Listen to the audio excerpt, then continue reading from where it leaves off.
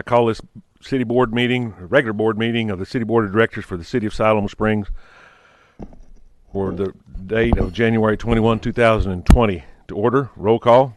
Sappington. Here. Smiley. Here. Burns. Here. Hunt. Here. Rissler. Here. Coleman. Here. Carroll. Here. Would you please stand as Director Coleman leads us in our opening prayer and remain standing for the Pledge of Allegiance. Gracious Father, we thank you for this day. We thank you for the privilege that we have of being a part of the planning and the goings-on of our fair city. We ask you to guide us and make us conscious of our efforts and all that we do. And we thank you for your watch care over us. We thank you for our men in uniform. We pray that you would guide them and bless them, keep them safe, Lord, in all that they do. In Christ's name we pray. Amen. Amen. I pledge allegiance to the flag of the United States of America and to the republic for which it stands, one nation under God, indivisible, with liberty and justice for all.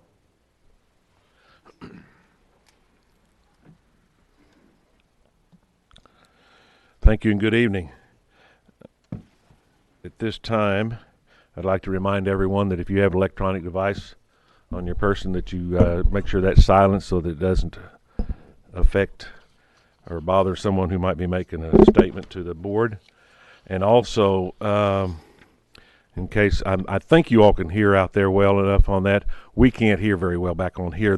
Our IT has determined that the sound issues in the boardroom are being caused by an amp in need of repair.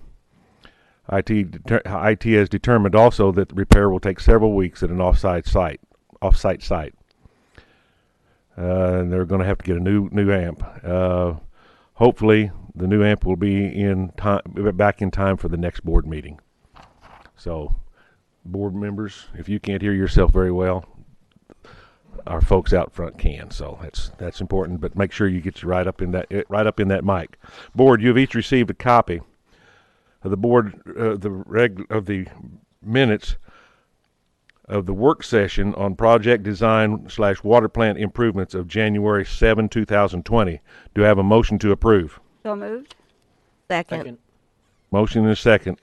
Is there any discussion or any changes that need to be made to these minutes as you've received them? Being none, we will vote on the motion to approve. All in favor say aye. Aye. Opposed, nay. Motion carries. You've also received copies of the regular meeting of January 7, 2020. Do I have a motion to approve these minutes? So moved. Second. Got a motion and a second. Is there anyone who feels that these minutes need to be altered as per the way you have received them?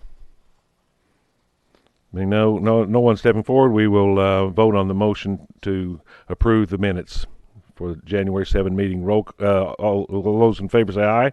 Aye. Opposed, nay. Minutes are approved.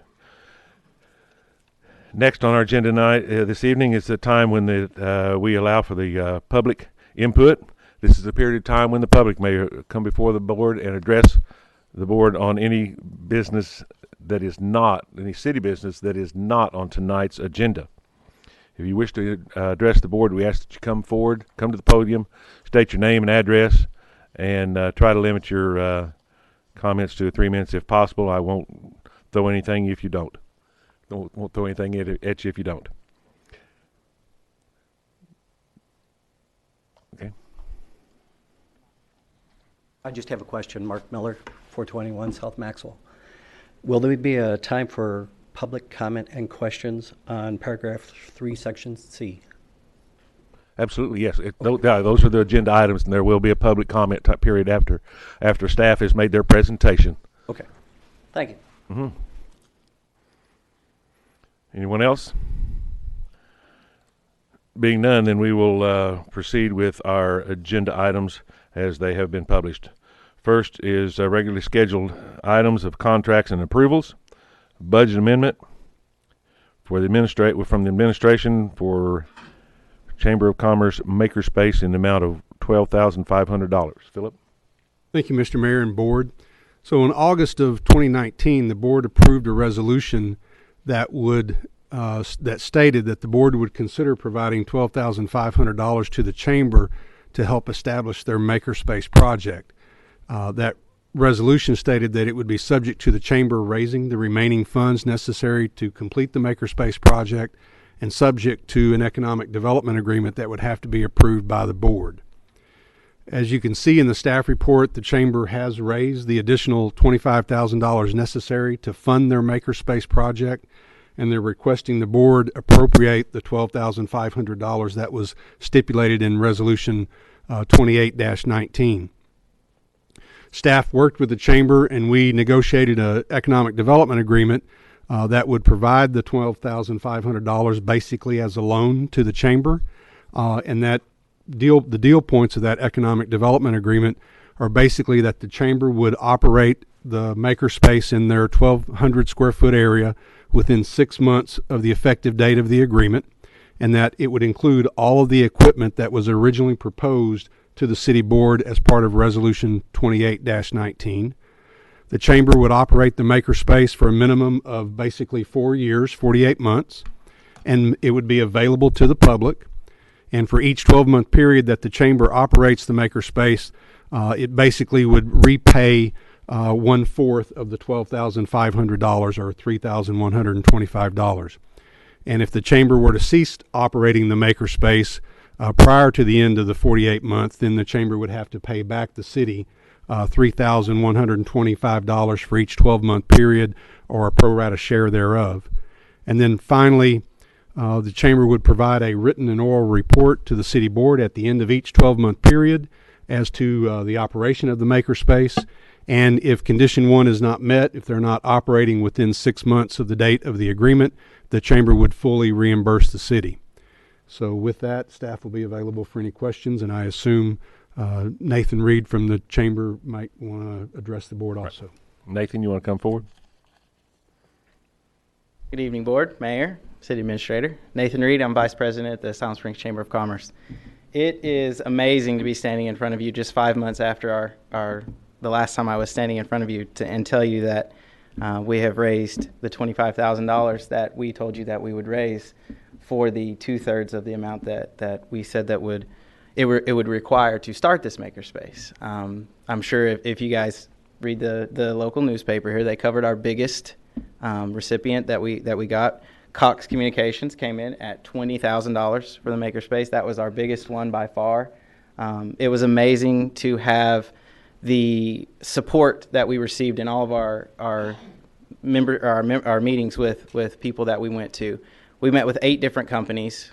Cox was our largest at $20,000, but one of the best things that we received that is not even monetary is from Ellingson Contracting. They are coming on board as our design team and our renovation team. And so the biggest portion, even more so than the equipment was going to cost, was the renovation and the design for this space. And he has decided to do all that in trades for in-kind and donation for us. And so that is going to help us reduce the cost even more than what we had initially come with. And so we're so pleased that he has been able to help us out and do things like that. He's partnered with JBU.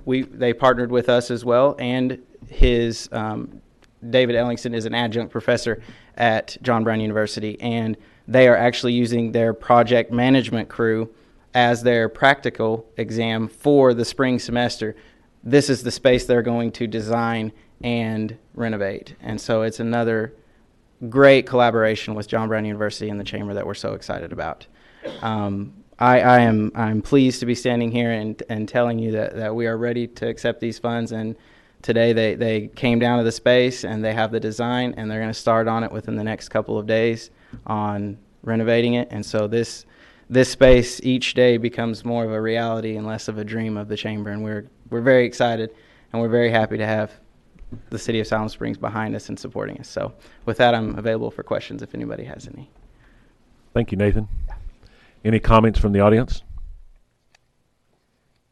Being none, I'll turn it over to the board for comments and or questions of staff. Mr. Mayor, Mindy? first, Nathan, congratulations. And I'm just wondering if you would mind providing just a very brief summary statement for the sake of the public here as to what the Makerspace will be for. Sure. So the Makerspace, the Siloam Springs Makerspace, it is now, because of Cox's generous donation, we're changing the name slightly. It is now the Siloam Springs Makerspace powered by Cox. The makerspace will be a space here in downtown Siloam Springs in the back of the chamber, the current chamber building. It'll be about 1,200 square feet, and it is going to be a space for collaboration and creation. It is going to be a co-working space going along with the makerspace so that people can come from the community. They can work together to design, and then they can have the equipment that they need to create. And so we're going to have 3D printers. We're going to have laser engravers. The big piece that is big for our makerspace that most of them don't have is the plasma table, and we're going to get an upgrade that you can cut 1/2-inch metal. The first design we're going to do is it's kind of selfish, but we're going to create the exterior sign for the makerspace on the plasma table, just so people can see what it's capable of and what you can actually create in this space. And so we're hoping that it becomes a place that the whole community can come and use, work together, and whether it be solve a project or just create something for their grandma. One of the things that we see used for all the time is they get a cutting board and they laser engrave their grandma's favorite recipe on the cutting board, and it's a present. So things as simple as that come out of this space, and so that's what we're hoping to accomplish with it. Mr. Mayor, Carol? I'm really excited about this because this shows what a partnership between the city, the chamber, and our businesses in our community can accomplish. Yes. And to do it in the short period of time. And I do thank Cox, is it Ellison contract? Ellingson, yeah, Ellington. Ellingson contract. And JBU in helping get this pushed forward. And I am too looking forward to unleashing the imagination of Siloam Springs. That's right, yes, Thank that's our you. motto, yes. Thank you. Thank you. Nathan, Mr. Mayor. Brad? Nathan, I'll be the Debbie Downer for you, brother. That's all right. I knew you could do it. I still don't think the tax dollars are what you needed to get to where you're going. I think the chamber has enough energy and enough drive with its staff to have accomplished this outside of our original contract with you. So, I'm still on that stance, but I have no doubt you'll be successful. You have twice the taxpayer dollars. You have the $12,500, and the money Cox has finally given back to the community for overcharging us for all these years. What a delight. A glorious day in America. I'm happy for you. A couple of questions on some notes, and this is just for me, so in my booklet in the future. Sure. Did we get Lazy Boy, Simmons, or Cobb? Did we get anything from them yet? Are you still Simmons. working on that? We did receive a donation from Simmons. We applied to the Lazy Boy Foundation. They said that this year this is not something that they wanted to back, but to bring it back to them next year for programming and funds for the things that we want to do instead of the startup. We reached out to Cobb a couple of times, but we weren't able to get a meeting with them in the time frame that we were hoping to. And so that is a potential to go to in the future if we need to, but we did not actually have an official meeting with Cobb. So But Simmons they're did still come on on your board with table us. in the future. Yes. All right. Well, thank you, sir. Yeah.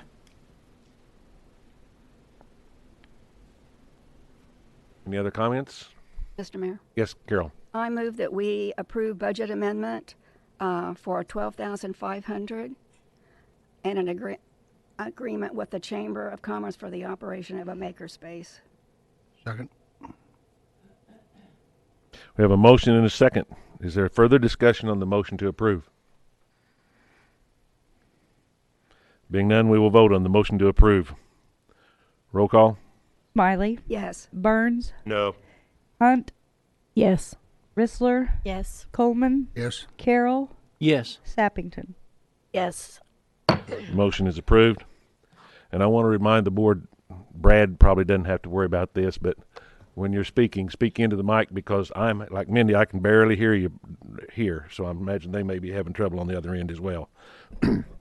Next is a contract with Public Works Department, Water Division, Design Build Services, Water Treatment Plant Upgrade with Burns and McDonnell Engineers in the amount of $29,423,300. Steve? Thank you, Mr. Mayor, members of the board, Steve Gorzik, Public Works Director.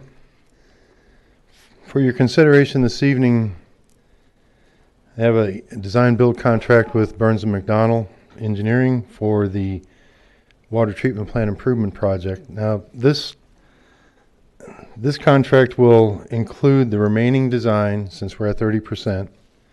It'll include the construction services and the construction itself, along with the design builder contingencies.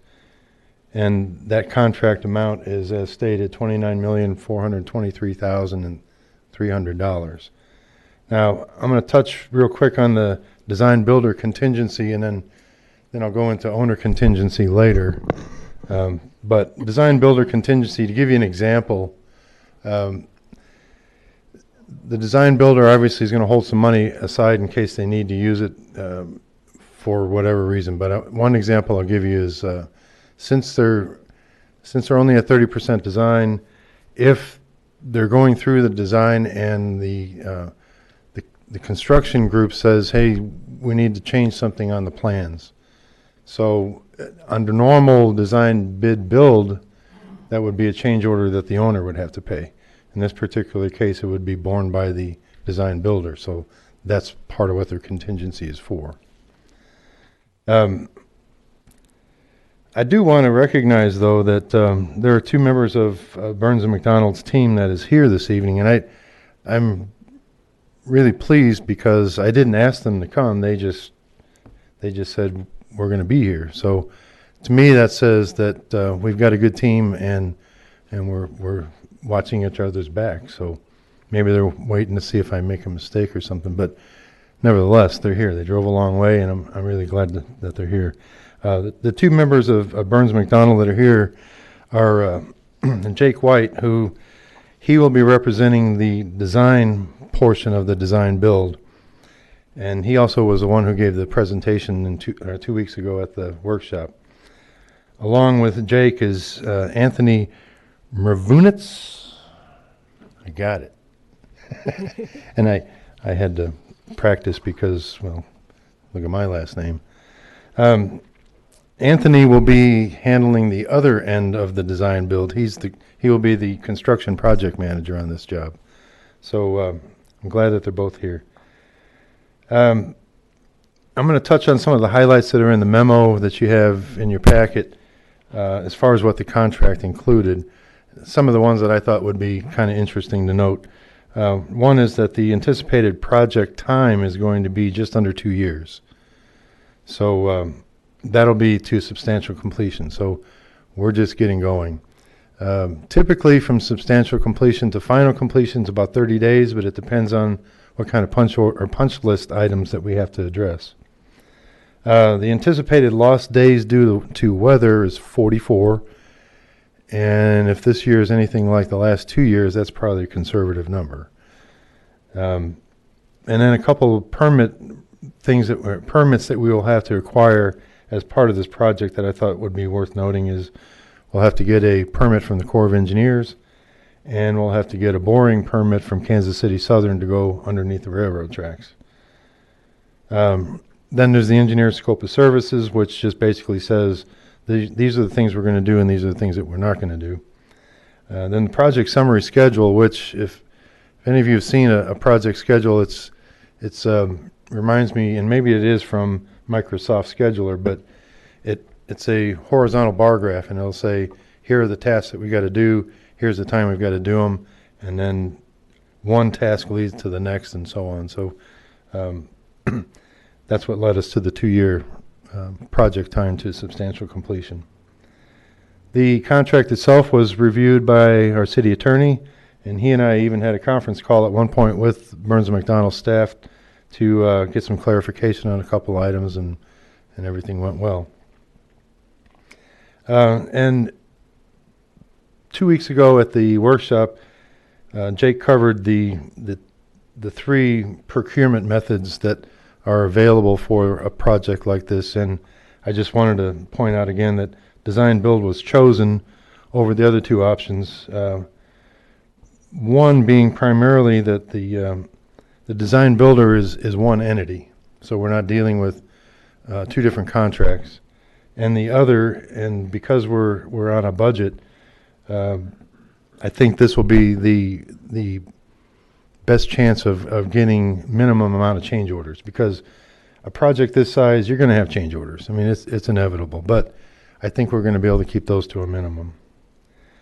Now, change orders that are paid from the owner contingencies, being the city, the owner contingencies are the difference in cost between the loan amount that we're asking for and the contract with the design builder.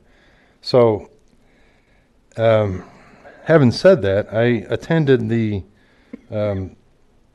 ANRC commission meeting in Little Rock last Thursday, and among other projects, our project was in there, and I noticed before the meeting started that the amount that was going to be recommended for approval was $30.1 million.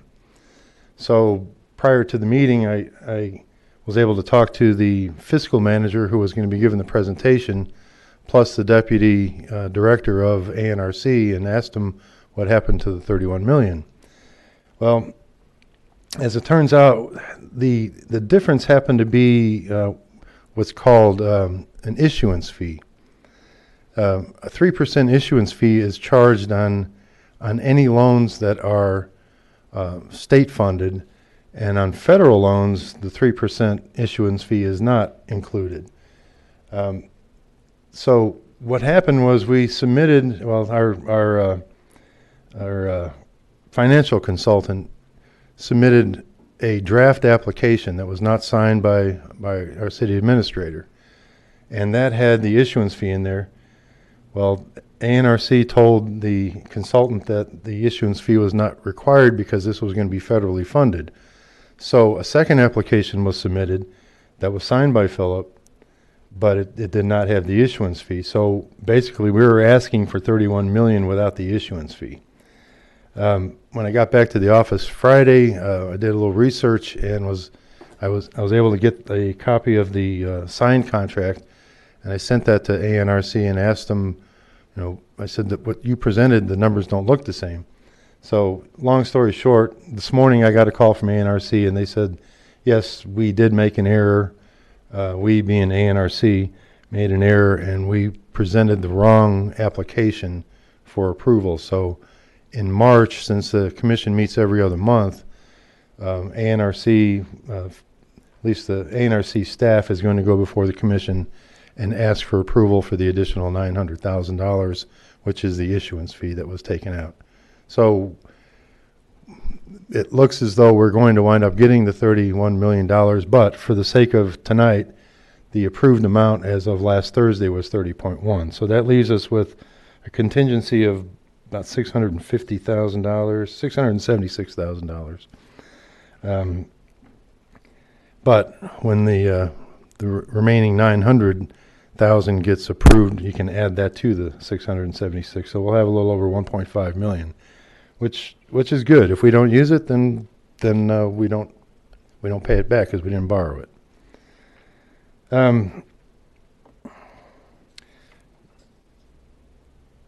I already talked about the owner contingency. So as a reminder, I want to acknowledge again that the loan will be paid by the 5/8 cent sales tax, which the voters were gracious enough to approve last year. And so there will not be any rate increases or anything as a result of that. And finally, staff recommends approval of the design build contract with Burns and McDonnell for $29,423,300 and are available for any questions. Thank you. Thank you, Steve. Jake, you or Anthony, either one want to make any comments? All right, thank you. We appreciate you being here.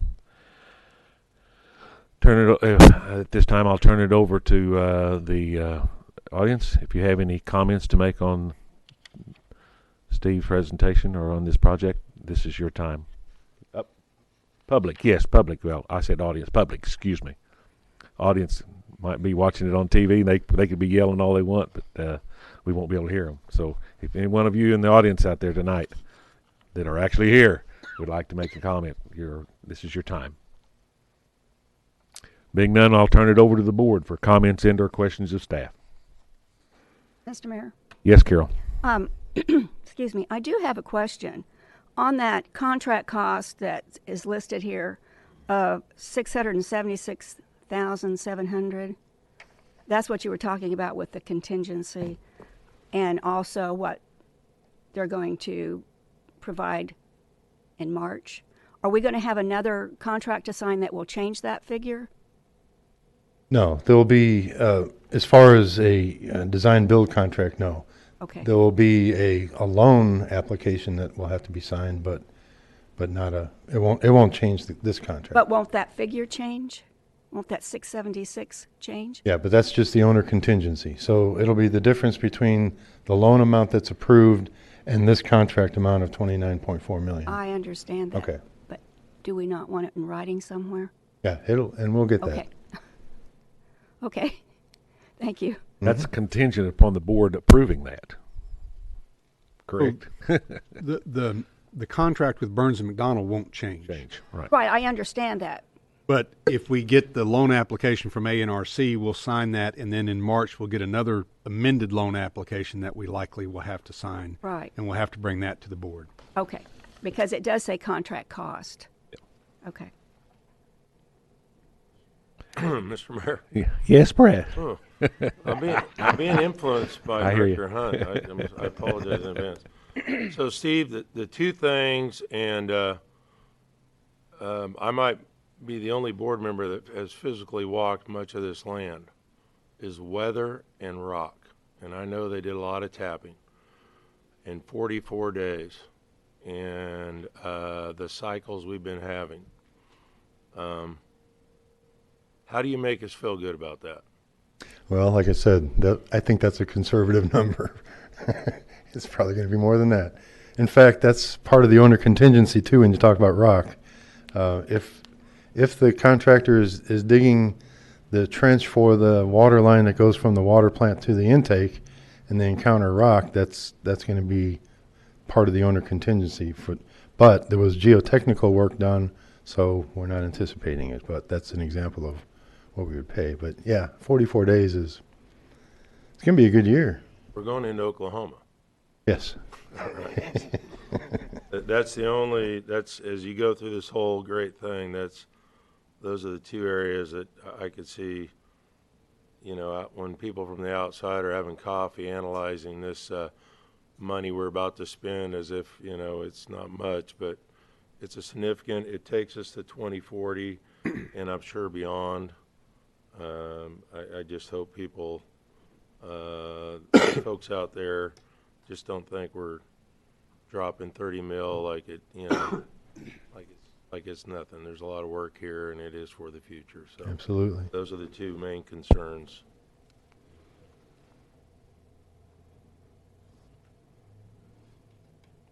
All right. Any other comments or questions from staff? Being none, I will entertain a motion to approve. Mr. Mayor, Yes, Bob. make a motion we approve the design build services contract with Burns and McDonnell Engineers for the design and construction of the water treatment plant upgrade. I've never spent this much money before, but in the amount of $29,423,300. Second. Motion and a second, $423,000. $300. Yeah. Got it. Yeah. That's how I've never spent that much before. Okay. All right. We have a motion and a second. Is there further discussion on the motion to approve? Mr. Mayor, Yes, Brad. for the record, I'm not related to Burns. That is all. Spending this much money, I just want to be real clear. Got you. All right, any other comments, questions? Being none, then we have the motion. We will vote on the motion to approve. Roll call. Burns, Yes. Hunt, Yes. Rissler, Yes. Coleman, Yes. Carroll, Yes. Sappington, Yes. Smiley. Yes. Motion is approved. Thank you. Get to work. All right. We're looking forward to seeing the progress on that. Next is real property sales agreement with at 101 South Broadway Street with CBTR Outdoors LLC in the amount of $260,000. Philip? Thank you, Mr. Mayor and Board. So to clarify, CBTR Outdoors LLC is basically Fat Tire Bike Shop. So in 2017, the board adopted its goals, and two of those goals included encouraging new businesses to locate in Siloam Springs and developing a plan for the old post office. And the board in June of 2017 adopted Resolution 13-17, which met those goals by approving a lease at 101 South Broadway with Fat Tire Bike Shop. The term of that lease included a provision for the tenant to renew the lease at the end of January 2020 for an additional year, or propose to purchase the building at an agreed upon price by both parties. And Fat Tire had to give the city a 90-day notice as to which option they chose to proceed with. In November of 2018, the board adopted a separate resolution, 38-18, setting the sales price based on a recent appraisal at $260,000. Fat Tire had requested that so that they could look at their pro forma and start basing their decision of whether or not they wish to purchase or propose to purchase the building at a later date. But they had asked the board in October of 2018 to potentially set that price so they could start running their pro forma. There had been a prior appraisal done in 2017 that listed the building's value at $200,000, and the difference between those two was the city making improvements to the mechanicals and the HVAC and the lighting and the plumbing in that building. On October 20th of 2019, Fat Tire informed the city that they would like to pursue the purchase of the property. And since that time, staff, myself and Don and members of the Fat Tire company had been negotiating the various deal points as it relates to a potential purchase agreement. So we negotiated non-refundable deposits, we negotiated earnest money, inspection periods, closing dates, the cost of the recording and title commitments and those type things, which are normal. But we also negotiated per the lease. In the lease that the city approved in 2017, there was a provision that should Fat Tire propose to purchase the building, and should the city decide to sell the building, that the city would retain basically a first right to purchase the building back. We discussed whether or not that should be in perpetuity, and what we came to was an agreement to have the city have that right to purchase the building back should Fat Tire decide to sell it, if the city decides to sell it to them, over a period of 15 years, so that it was not in perpetuity, but it is for a 15-year period. And so the buyer would give the seller, in this case Fat Tire, would give the city a 30-day notice that the property is going to be listed for sale at a particular price, and the city would have 30 days first right to purchase that building. The agreement includes the Historic Preservation Covenant with the Arkansas Historic Preservation Program, which is on the building's facade and the historical context of the building. It also includes the Fine Arts Covenant for the indoor mural that's with the Smithsonian Institute. Both of those covenants are enforceable on all owners and their heirs and successors of that building, and they would be included as part of any deed that would be recorded if the board agrees to sell the building. You noticed in the staff report that I provided a brief summary of the history of the city's ownership of the building, and I just want to run through that very quickly for the public. So the city got the building in 2001 from the U.S. Postal Service. In 2004, the city granted to the state a historic preservation easement on the facade of the building. And then in 2005, the city sells the building as a lease purchase agreement. And then ultimately that purchaser bought the building, but it went into foreclosure, and in 2011 the city bought the building back. We sold it for $100,000. We bought it back for $210,000 out of foreclosure. In 2013, there was discussion with the History Museum Society about the History Museum potentially moving into the old post office, and the city set aside $500,000 out of the hospital fund for the renovation of that project, subject to the society, the History Society, raising the additional funds, which were estimated to be roughly $1 million over the next 2 years. And the city gave the History Museum 2 years to raise that money. In 2015, the History Museum asked for an additional 18 months to raise money. And in 2017, on February 7th, the museum presented their report to the board that they had chosen to remain in their current location. In May of 2017, the board, based on staff's request, appropriated $350,000 to make improvements to the property as previously described, mostly mechanical improvements to the building. Of that $350,000, we only spent just under $119,000. So we got the HVAC units repaired, we put in new lights, new plumbing fixtures for a lot less than what we originally anticipated. And then in June of 2017, the board approved the lease with the Fat Tire Bike Shop. I went back and looked at the videos of those meetings in May of 2016 when you appropriated the money, and in June of 2017 when you approved the lease. And there was a lot of discussion about whether the city should be in the landlord business at that time. And there was a lot of discussion at that time that the city should just sell the building. One of the issues that we had at the staff level early on in 2016 when we started talking about, after we found out in late 2016, early 2017, that the Museum Society was likely not going to go there, was whether or not the city should sell the building.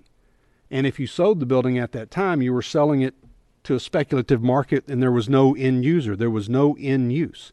And we felt at that time at the staff level that it was not in the city's best interest to sell it to a speculative developer. You'd already done that in 2005 and ended up buying it back. So leasing it to an entity seemed to be the right thing to do. And Fat Tire was a new business that was moving to town. We're a small city. They're usually in cities that are a minimum of about 30,000 population. We're at 16, hopefully 18,000 by the 2020 census. And so leasing it to them and giving them an opportunity to start their business here seemed to make sense to the board at that time. And there was a lot of discussion at that time that this is temporary. It's basically a little over 30 months, depending on when Fat Tire would move into the building, which was in beginning about the fourth quarter, I think, of 2017 when they officially leased it. And the opportunity existed to sell the building at a later date and get out of being a landlord. We estimate on the sales tax, and you can see in the staff report the breakout of where we are as far as revenue and expenses that the city has spent and received.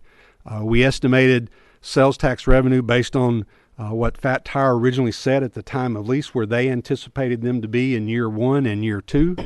And if you look at that in expenses, we have about $356,000 where we bought the building in 2011 for $210,000.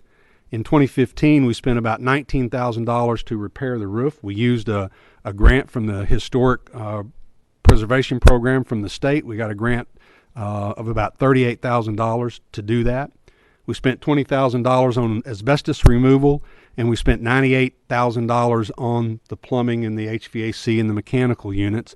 And then just recently, we spent just over another $8,000 in cleaning the old mural that's been there for almost 80 years and cleaning that up and providing a UV protection to that. So that's the $356,000 that the city has invested in that building. And the revenue that we received when we originally sold it in 2004, $100,000, we estimate that we've received $5,000 to $6,000 a year from Fat Tire based on sales tax, lease payments of just over $25,000 a year, utility payments over $6,000 a year, and assuming that the building is sold for $260,000, that brings the revenue to just over $400,000, providing the city about $46,000, almost $47,000 in net revenue. I would say that one of the things that I missed on this when I did this summary was the property taxes.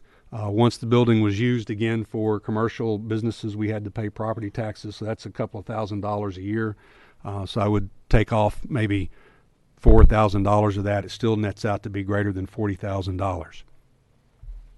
You have copies in front of you, the resolutions where you approved the appropriation of the money to renovate it. You also have the resolution approving the lease with Fat Tire. Staff will be available for any questions, and I believe a representative is here from Fat Tire that might also want to address the board. Okay. All right, if you want to come forward. Good to see you again.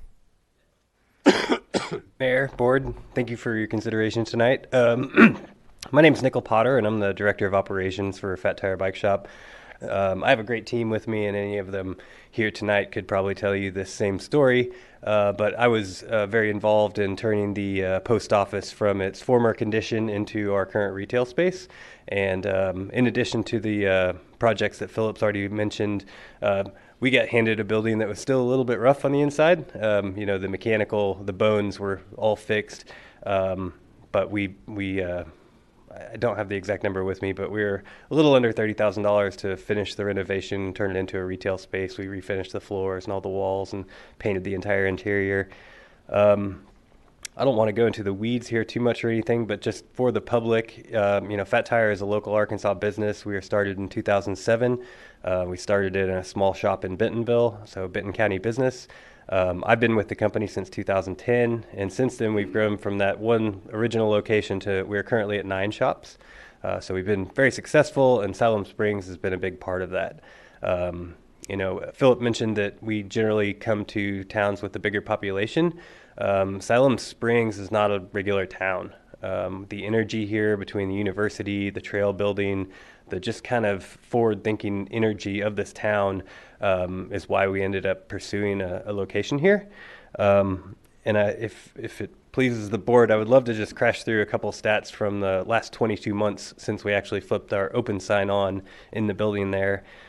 Just in our Siloam Springs store, this location, we've sold over 200 bicycles. In just city sales tax, we were trying to tease out some of the numbers. We were a little over $10,000 for those 22 months in just city sales tax, and with almost $48,000 in total sales tax paid just from this single location. This location is special to our company beyond just being a good retail spot. With us having stores in Oklahoma, we have been able to staff some of our corporate people here. I've had some really great hires that are from Siloam Springs. So we're utilizing the space as a somewhat central receiving and transfer location for us, which is how we're kind of taking advantage of some of the extra square footage there and why we see value staying in this building. From this shop alone, in the last 22 months, we've led over 200 group rides. We generally have 3 to 5 a week. And the public shows up to them, again, kind of going towards the energy of Siloam Springs. It's just been a very warm welcome for us here, and that kind of shows with the participation we get from the community. Another thing that has been great for Fat Tire is we've had really good luck hiring part-time employees. Most of them have been JBU students.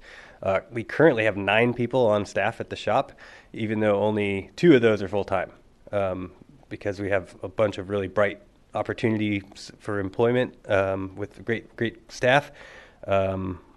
We've had good luck having some real part-time people who do good work for us.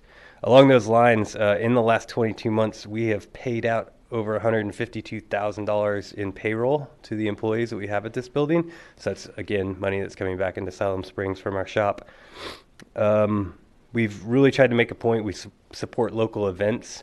We've supported with neutral free support of all the bicycle races in town, the city kids triathlon that they put on. Our store manager has always been there to help support those types of events. We host a bike night down at local business downtown, as well as driving traffic to other partner local businesses downtown, like after we finish group rides. Some of the other places down here offer our participants like a deal to kind of win them over. And then we've also tried to make sure that we keep this awesome space open to the community downtown by hosting events. Ryan and his wife Olivia have had the Women's Night Out, as well as anytime there's anything on Main Street downtown, we're always trying to figure out a way to open our doors and have people come in and enjoy the space with us. I just want to take this opportunity to say from day one of getting the keys to the post office, we've wanted to honor the building. It is a beautiful building. They do not make buildings like that anymore. And that goes from everything from how we designed our signage on the front of the building. I tried to exactly copy the original size of the lettering from the United States Postal Service. So it wasn't exactly the same lettering, but it is in the same space. It's the same size. to give that same effect. And just everything that we've done in the building, we've always wanted to pay our respects to having such a great space to put a shop in. And I'd be happy to answer any questions if anybody has any. Thank you, Nickel. Yep. All right. Any comments from the audience? This is your time, sir. I just have some questions. I've already introduced myself. First off, isn't it No, normal? I need you to reintroduce yourself. Oh, okay. Mark Miller. It's for the record on the tape. Sure. So, okay. Mark Miller, owner of Mill Air, Project 421 South, Maxwell. Thank you. Is it not normal that city property is put up for either auction or open bid? Just a question. Okay. First of all, I'm going to. There was a process. There was a process. We put out an RSP for it. RFP, request for proposal. I'll get that right here in a little bit. And where was it? And that was published in the places everywhere we're required to. I believe even on the internet. And Philip can probably get into more detail on this than I can, but we only had one RFP returned, and there was plenty of opportunity. Okay. I was never aware. I know another number of other developers weren't also. We were discussing it the other day. So something is flawed in the process then, because I just feel that I hope, nothing against small business, I hope they stay in the building. But I think that your fiduciary duty to the city is to get the best possible price for that property. And I don't think that all efforts were made to secure that. I'd give you an offer for it right now, and I haven't even looked at it. That's over that, because I believe just on square footage, just on the minimum square footage, it's worth more than that. I'd rather see a restaurant or something like that downtown, because I would think it would bring more people downtown, especially on evenings and weekends. But, I have nothing against the bike shop or any other retail business. I just, wanted to ask some questions. I didn't see this in any of the normal paperwork or proposals. I didn't see it we subscribe to the local newspaper Wednesdays and Sundays. I didn't see it in there. Now, very easily could have missed it, but I did not see it. I just think that maybe we should table this and look at it a little deeper. There's no rush to sell it, right? And you spent you assigned $350,000, and I guess you only spent about $120,000. And you're going to sell it. You bought it for $200,000, so you've got 300 and some odd thousand in it. And you're selling it for $260,000. Now, granted, you've made some revenue, but there's still you still have the cost of that money tied up for that period of time. You've got to figure some kind of return on investment on that. So I think over the long term, you've really lost money on it if you proceed with this proposal. Just my comments. All right. Thank you, sir. Thank you.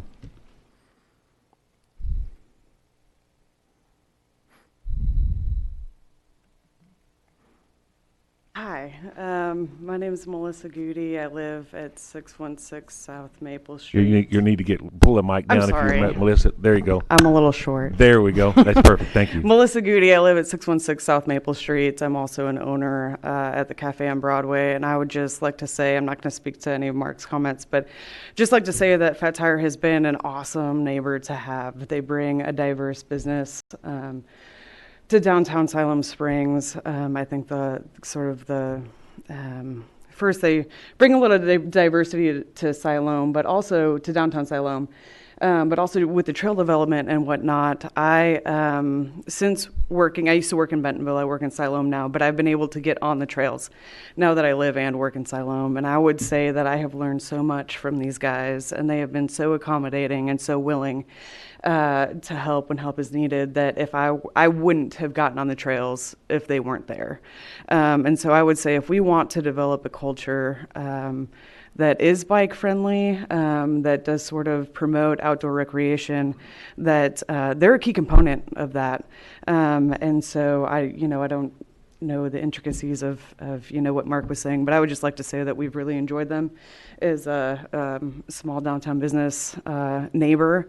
We've gotten business from them. We send people over their way, and I think that anyway, we've just enjoyed their company and just kind of support the purchase of them buying the building.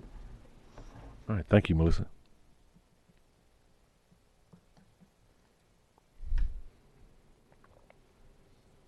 Anyone else?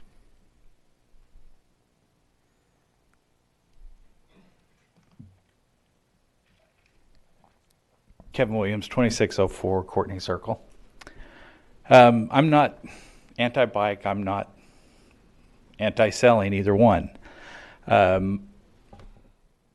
Mr. Patterson, I appreciate every bit of information you had. It answered a lot of questions for me as far as investment to return to sales tax. I wondered about all those things.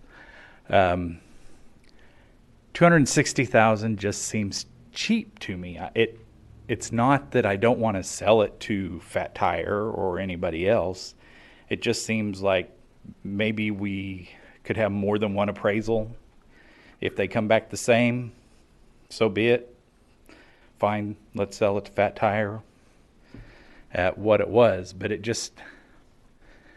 I know appraisals can vary greatly in the residential world, so I'm sure they can do the same thing in the commercial world.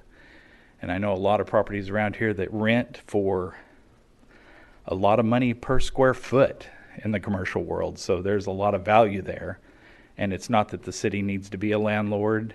Sure, they can sell it. But I just think, again, we need to make sure we're getting the appropriate price out of what we have to offer.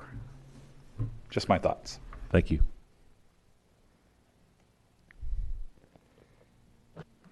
Anyone else? Oh, here we go. I'm Patty Arnett. I live at 616 South Maple, and I also own the Cafe on Broadway. And I just wanted to say to that, our building was $249,000, purchased in 2017, and so it's a comparable rate in terms of real estate. Our building is shorter, but it's twice as tall, and there are 2 apartments on the top. And Heather Lanker talks about how downtown businesses are renting anywhere in terms of commercial space. Downtown, it rents anywhere from 50 cents a square foot to $1 a square foot. So that's just out there. I just felt like I needed to say that. And we love Fat Tire, and we want them to stay. So thank you. Thanks.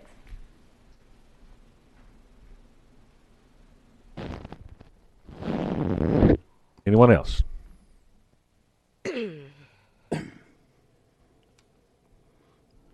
I kind of feel like an auctioneer. I should be going once, going twice. I am Heather Lanker, and I live at 120 Maxwell Street. I am Fat Tire's neighbor, and they have been great neighbors to us. And they answered the call. They did the work. I think they deserve to buy the building. Thank you.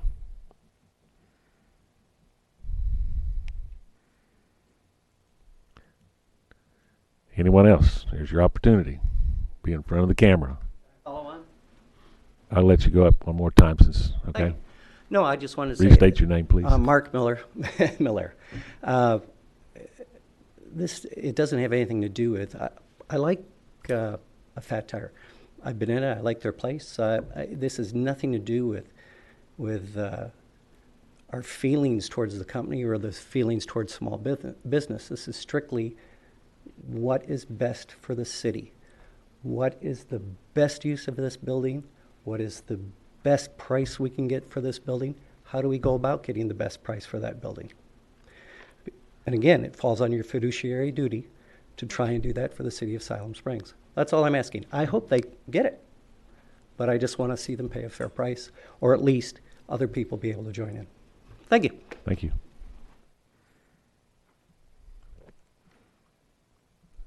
All right, last call.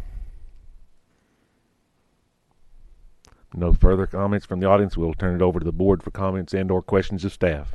Mr. Mayor. Yes, Lisa. Okay. I am one of the board members that was hoping that the museum would get in there. I'll say that out front. I really was hoping the museum would get in there. The museum's not here. They're not fighting for the building. So at this point, it's about the sale of the building. But excuse me, Lisa, we do have representatives of the museum board here tonight. But they haven't spoke up. Have they? Did I miss the board? No, but they're here. Okay. Okay. They haven't spoke up. And so I asked Mr. Patterson for a copy of the appraisal report that we are going off of. So the figures I came up with, the post office is 6,620 square feet. We're wanting to sell it for $260. That's $39 a square feet. The appraisals in the comps in the appraisal, they listed one building and it was $52 a square foot. Another comp was 67 square feet. And the last comp, which I thought was interesting, and you may know something about this. I remember hearing it when I worked for the city of Fayetteville. So when somebody's selling a building to a nonprofit and they lowered the price for that nonprofit because then they can write off the rest of it. Do you know what I'm talking about? That they sold it. Which is now the Chamber of Commerce. They sold it for $28 a square feet. So that comp in there lowers all those other comps that were in there. And I'm not an appraiser. I'm not going to say I am. And a lot of times I have found when federal government, local government, state governments go in and they want to sell the property and they look at the real value of it, and you guys might know about this, anything that's sold since the last appraisal can be considered in the transfer whenever they are buying the building. So there's been 2 sales since then. And I just found out about another one, but I just looked up some sales. So Carrie's Closet sold for $315,000. It's 2,695 square feet. That's $116 a square foot. That's the most recent sale. And then a couple months back, David Allen's building sold. It's 1,791 square feet, and that makes it $103 a square foot. I'm not saying that Flat Tire shouldn't get to buy the building because I'm glad we're getting revenue, and we are not in the real estate market, and we are not in there. We shouldn't be doing rentals. But I do want to see that we get a fair market value out of this property because we are supposed to be we're talking about citizens' money here. It's not, if I would love to buy the building at $260,000 because that's what I do is I buy and sell property. That is a steal of a deal to me. And for $39 a square foot, I would love that opportunity. So I just think that we need to revisit this and look at what is the fair market value, and that is in the best interest of our citizens. All right. Any other comments or questions? Mayor. Let's go. We'll go Brad and then Bob. Okay. No. Can I go? Director You want to Coleman yield? first? You want to yield? Oh, I'm Coleman? interested in what he has to say. Okay. Bob. Well, this, I think if we're going to make a mistake on the old post office building, it was made in 2001 when we took it to start out with. It was made again in 2005 or whenever it was, and we bought it back. It may be made again in 15 years if we buy it back again, or if we sell it to Fat Tire, but I won't go there. This is very similar to some of the discussion we had with building our library. I doubt that any of the comparable properties that Director Ristler talked about had a running stream underneath them that was causing the entire building to disintegrate, to have mold in the building, to have asbestos, and all those things which we've had to mitigate. Fair market value is what somebody's willing to pay for it, and that's what we found. I went back and I looked at these 2 meetings that the city board held on the 16th of May and on the 6th of June. And I'm going to tell you, the city went through all the due diligence it was supposed to, because we had people up there that explained the situation as it existed in this building for nearly 13, 14 years, when anybody could have bought it for whatever, fair market value. Nobody did. We issued a request for proposal, and one person answered. Anybody could have answered. We hear now that lots of people are interested in it. Where were those people when we had it up for fair market, for a request for proposal, 3 years ago? Silent. Yeah, we can wait. We can go on down the road. We can let Fat Tire say, okay, if we can't buy it, we're not going to run it any longer. We're going to go back to Bentonville. And we'll lose a perfectly good opportunity we have to sell the bill and continue a good retail establishment in downtown Siloam Springs. I, for one, think that's foolhardy. I don't approve of what we've done with the building in the past. I wasn't here. I was here when we were fiddling around with hospital funds and maybe not making the expense to build a new library. As a matter of fact, I made the motion to spend the money to build that library out of hospital funds. I wish we had a few more, because I'd sure make the motion to do the same thing here. We've had even though I probably wouldn't, as an investment advisor, I wouldn't consider this to be the very best investment response in the whole world, but we've come up with a positive figure in our experience over the years with this building. However, be rather small interest, but it is in the black. And I certainly wouldn't want to see us at this point sit still and go back and try to redo what someone may allege that we didn't do in the past, when we did really do that. And I think we ought to take every opportunity we have to get the city out of the landlord business at a profit, albeit ever small, and look forward to the successful completion of the sale and for the continued success of our business, which is going to continue to generate revenue and interest in the city of Siloam Springs, which I think we're diminishing the importance of that altogether. And I'm interested in what Director Burns is going to have to say about that. Brad? Mr. Mayor, I'm interested too now. No, I'd like to thank Director Ressler, because I believe she was the energy behind getting the mural cleaned. Am I correct? So that was fantastic. My mother, I didn't know, recently visited with a friend in their 80s, and not to buy anything, but they just wanted to see the building, the old postmaster's office, the mural that was cleaned, and apparently they got in the vault, and she had some stories about visiting the building. So they're very pleased with that. I'd like to thank Philip for providing in the minutes a meeting that I missed. I was out of state working, and I got to see, I believe it was the last words of Mr. Don Condiff. Right. And I applaud him on the, improvements that we need to be made on the creek. So I'll be beating on that, like I said, the first of the year. And I missed the debates with Lucas. And I'd seen that meeting at my hotel room, and I watched that meeting, or I listened to the meeting again. And it reminded me of when I was a young employee, middle-aged employee at the firehouse at Station 2, when we had two administrations that wanted to tear it down, and now we know where that facility is and what an asset it is to the community.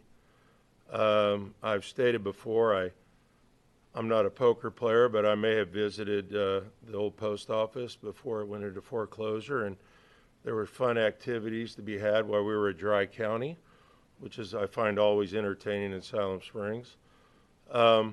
And feels like we're having that same conversation again.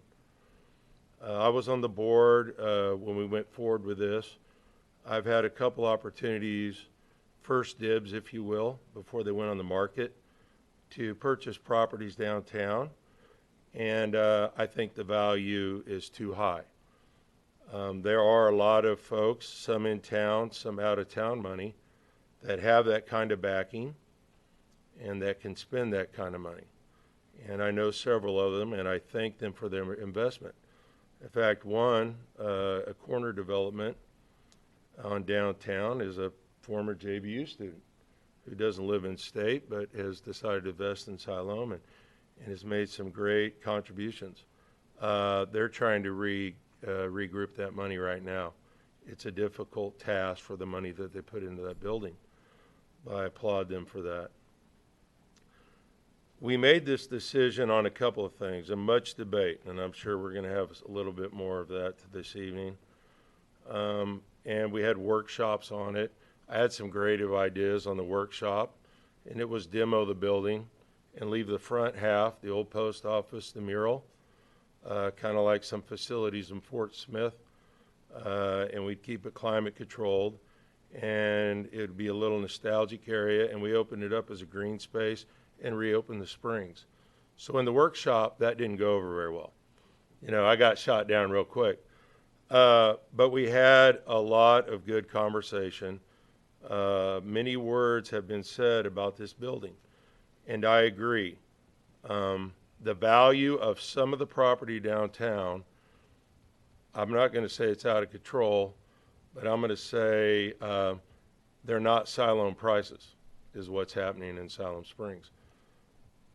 That's the bottom line. There's one on East Main right now that the Ability Tree was in. Hobby Lobby was gracious to give that to them, and they're going to sell that, and it's a price. I can't even say the number out loud. I'm just like, wow, where are we coming up with these numbers? Bigger is not always better. The day after we voted this and went with this program and moved forward, I could tell you 5 folks that came up to me with the world's greatest ideas what to do with that building. We've lost 2 small businesses downtown recently, both food establishments. It is a tough business. I've got friends that couldn't keep a business open. Was it location? Was it not? Are we going to cookie cutter the building up? How are you going to make that work for a developer? We've all had those conversations, and here we are today. We have something happening in Siloam, no matter how many armadillos you take out, or delineators, sorry. It's more than just about the biking. There is that energy. This is Siloam. Siloam Springs is not like the other city of 4, and we are part of the city of 5. We have our own thing going on, and that's why people are coming here. I am glad to see you employing JBU students, having never attended there. I'm just happy to see JBU students come downtown, other than for coffee to crash study. So I'm just happy to see that. And the goal there is that folks that come to school here that are educated stay and work in this community. And we have a lot of that. A lot of our entrepreneurs have come because of the things that we're talking about right now. And so the price, as we bicker back and forth, we can go back to when Mr. Cameron was city administrator and I was a lowly firefighter sitting at a firehouse just waiting for the next run, or to some folks' unfortunate problem today is that I'm on my 2nd term. We made a decision. It wasn't an easy one to come to. I'm going to stick with that decision. We're going to kick this can on down the road. And the debate I'd like to have in the future is any monies that come out of this building, then how do we put it into quality of life, much like we did the hospital funds. That's what I would like to see. Thank you. Mr. Mayor. Mr. Mayor. Oh, go ahead. Am I up? You're up. And then Okay. who was next? Wendy, okay. I think we're all saying pretty much the same thing. We all want to be good stewards of the city's money. That's what we're here for. I was on a committee that studied that building when they were thinking about putting the museum in there. I've been through that building many times. Our downtown is unique. That's a unique building. It does have some problems. It had problems then, and it was going to be very expensive to bring it up for the museum. And that's one of the reasons why the museum elected not to move there.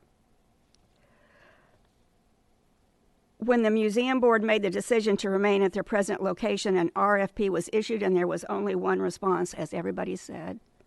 And if it was such a good deal, why didn't more people respond? And as Brad said, after we discussed this and it was voted on, then there were people that came and said, we didn't get that opportunity, but they did have that opportunity. It was almost $1 million to renovate that building to bring it up to code. That's a lot of money. I would say that Fat Tire took a risk. And they're a very stable company. I've been in several of their different buildings. They do like to be, I think, in the historic district. I think that they bring an economic value. They bring employment to this community. And with their stable history, and they were willing to take on that risk and is willing to continue that commitment by purchasing this building. So I would like to continue with what we agreed to. I think we should honor what that commitment was that we made. Thank you. Thank you. I appreciate Fat Tire wanting to come here. Thank you, Carol. Mindy? Okay, I appreciate Director Rissler's research that you've done to find some comps in the area.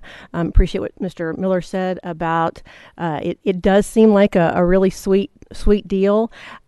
With that said, one thing that Director Smiley just said was something about the city honoring a commitment, and I'm looking at this resolution 3818 that was passed a couple of years ago. The last paragraph says, should Fat Tire Bike Shop notify the city by October 31, 2019 of its intent to exercise its option to purchase the old historic post office prior to the current lease termination date of January 31, 2020, then the sales price shall be $260,000.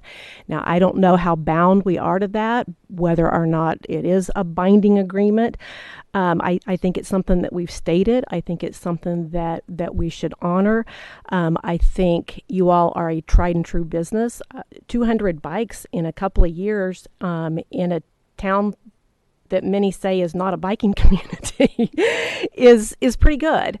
And the number of group rides that you've been able to do, I mean, I think that's a good thing. I think there's something in Siloam for everybody, and I think you all bring something for one aspect of the population.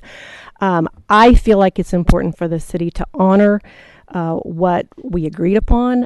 It may be a really good deal for you all, but you are a tried and true business. I think that provides the city with just some confidence of knowing that you will do well. A couple of things that I've heard that have been the big concerns were just the pricing seeming to be a good deal, and then the importance of reserving the historic part of the building. And I think I think that last one especially has been addressed in the agreement, that you all will keep the historic facade, and anybody that buys it after you will have to do that as well.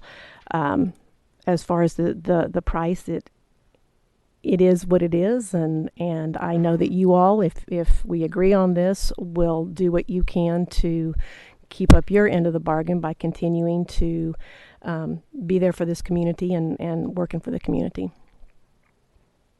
Mr. Mayor. Lisa? Philip, am I correct when I say we are not bound by that 260, that the past boards cannot make a commitment to the future board members? I might ask Jay to weigh in. I don't think that it's a hard, concrete bound thing that was stated.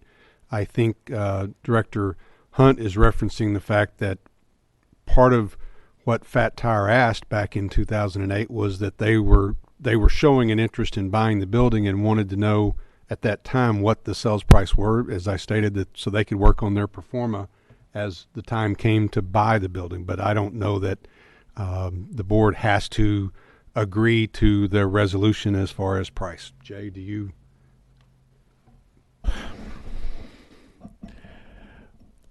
Well, bottom line, that is correct. I mean, one board cannot bind a future board by a resolution. On the other hand, there is a contract, and we are bound by the contract. And there is a matter of there are two parties to the contract. Fat Tire has relied on the contract, and the contract is binding. So there is the matter that they could potentially claim if we don't honor the contract, and the fact that the board did pass a resolution saying that as part of the contract this will be the price, they could potentially claim damages against the city. So again, we're not bound to do this, but there is potential repercussions if the board doesn't honor it. So again, I mean, you don't have to do it, but just understand that again, there could be negative consequences that flow from not doing it. So are we bound by the price, or are we bound by the sale? Well, the sale is potentially part of the contract. Okay, I get that part. Yes, Are we but- bound by the price? Well, you're not bound to the price by the resolution, but again, that there could you could be bound by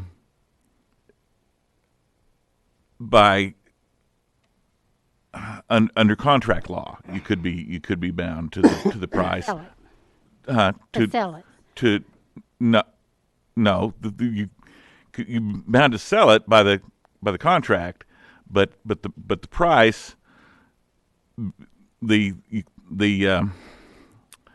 buyer could potentially claim damages if the price is not honored. So you're saying a past board is binding me as a current board member No. by a contract that I may not agree with? Because you just now told me that. No, I'm saying the contract is binding. For the sale. Yes. For the sale. Correct. For the amount, that's what I want clarification on. Yeah. Let me interject one thing. The contract stated that Fat Tire, if chooses to propose to buy the building, it would be at agreed upon price. The board, per resolution 3818, agreed to a price. And I think that's where Jay's saying that the contractual piece of this is still connected to that price. The resolution itself is not binding upon the board, but under contract law, as I interpret what Yes. you're saying, there could be a case made that the board agreed to a price.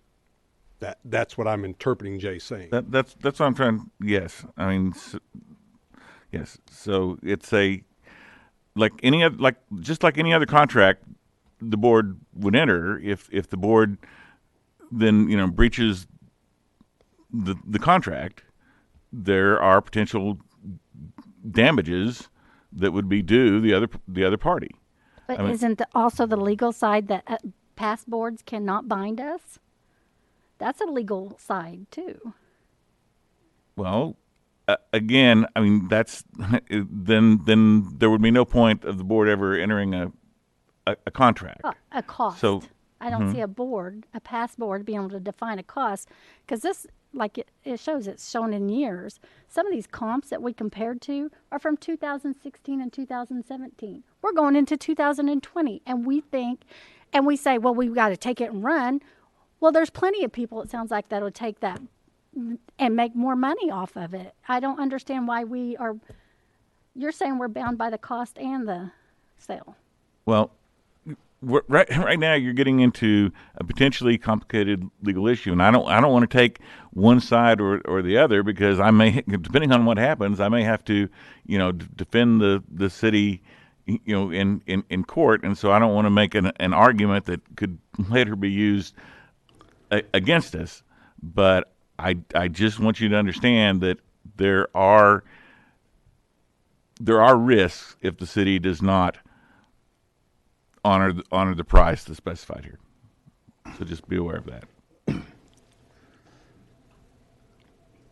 That just shows that there's legality on both sides, because if you call the municipal league and talk to their attorneys, you get some other information.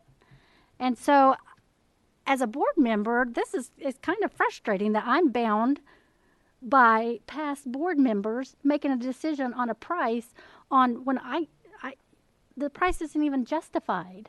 I understand the building needs repair. I do it every day. I buy buildings, we repair them, and we flip them. I understand that. But these are unreasonable numbers. Well, again, I'm not saying you're bound by this. I'm just saying that there could potentially be consequences if you choose to go a different way. All right, I'm going to ask. We have two board members that have not had an opportunity to weigh in yet, Marla and Reed. Either one of you have any comments you'd like to make? You seem to be wanting to get closer to that mic all the time. Yeah, well, I'm going to try to speak. It's not I can't comprehend the fact that we've got something back in the early 2000s and had it for this long and only making $40-some thousand off of it. I mean, what'd we do wrong? Well, we didn't take care of it, and that's our fault. But we did take care of it. Has that been looked at since we decided on the $260,000 price? Was the appraisal before or after the repairs? After the repairs, so we need to consider that. But what I'm hearing is if we are responsible to this city to do what is the best for them, then I don't agree with the price. I would like to table this until we have time to check with the municipal league, check with the background on it. I am not against Fat Tire. I think it's great they're down there. I just don't think that we're doing justice to the citizens by honoring a price that was set 3 years ago. And anybody, if we look at the revenue that we've gotten from them, $5,000 in sales tax is not a lot, and neither is $6,000. But then if you look at the lease payment for 2.5 years, my house payment is more than that. If you look at the utility payments for that length of time, my utility payments are more than that. So are we giving them a break during the lease time? There's a lot of things that need to be looked at. And I know our past boards have looked at it. I've looked at the minutes. I've looked at the videos and audio from the different meetings. But I still don't, in my heart, feel like I'm doing my city what I need to do by selling it at a price that was prearranged. And I can't vote on it to agree to that price without knowing what it's actually worth on the day that we want to sell it. Mr. Mayor, quickly, I think Director Sappington said the price was set on 3 years ago. I think it was 1 year ago. No. Was the $260,000 price set 1 year ago or 3? The appraisal is dated, I believe, October 2018. So the board approved the resolution setting the price in November of 2018. So it's that approval of the $260,000 is a year and 2 months old. And the appraisal is October of 2018. So a So little older than that. But Yeah. so that's not 3 years. Well, it's still A little. too It's old. about a little over a year, right? Yeah. Okay. It's still too old.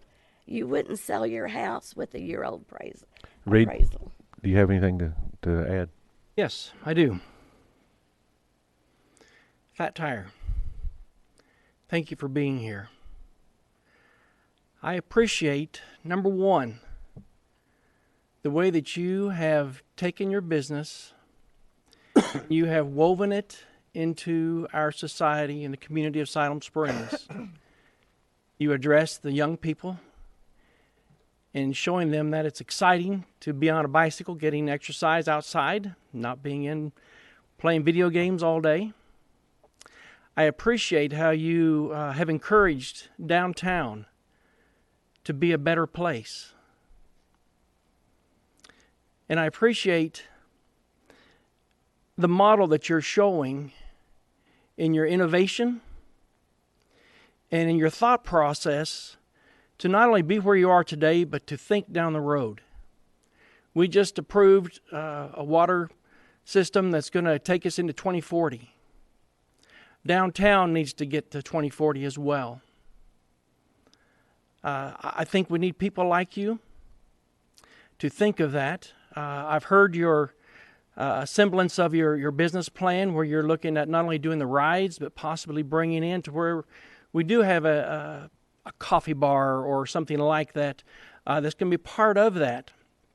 But it won't just be brought in willy-nilly. It's going to be brought in as you think about it and how it's going to weave into your business. And we've heard from other businesses here tonight that I believe have been able to do better because of your presence. So when we can have a unity like that in our downtown, it's greatly appreciated. And to drag you through what we're doing tonight, I will say it right now. I'm ashamed. It angers me. And I don't think it's proper for us as a city to be doing this. I'm not looking at legality. I'm looking at what's our moral obligation here and what I believe is our ethical obligation. We have entered into an agreement with you. And being the person I am, I want to do what's best for the city. But I'm going to live up to an agreement. And sometimes that may be taking a step in what some may consider back. But we're going to have some integrity in this community, and I'm going to be a part of it. Thank you. Reed? Mr. Mayor. Yes. Sorry. I think I heard before you, Bob, so Carol? The one thing, if you're wanting another appraisal, you might think twice. What happens if it comes back lower? And I have heard lately that they're doing that they are coming back lower. So just think about it. Bob? Mr. Mayor, I guess maybe I shouldn't ask the question, but it just looms in my mind that since we signed this lease in 2017, and since the appraisal was done at such what's alleged to be a low figure, have we had an abundance of people coming to City Hall wanting to pay more for that property and increase the rent over and above what this contract is? I doubt it. So I'm thinking we're chasing a dead horse, and I'm totally with Director Reed Carroll. Sorry, Carol. No, I understand. And we set forth an obligation here, and we have heard nothing about that since then. Only the success of Fat Tire. And if we don't have anybody else to say anything about it, Mr. Mayor, I move that we approve the sales agreement with CBTR Outdoors LLC, better known as Fat Tire Bike Shop, for the city-owned property at 101 South Broadway Street for $260,000. Second. Subject. Let me finish now. I'm sorry. Nobody got all over me about that $29 million. Subject to the terms and conditions contained in the purchase and sale agreement as described in the staff's report. Go for Now it. I'll second. Okay. We have a motion and a second. Is there further discussion on the motion?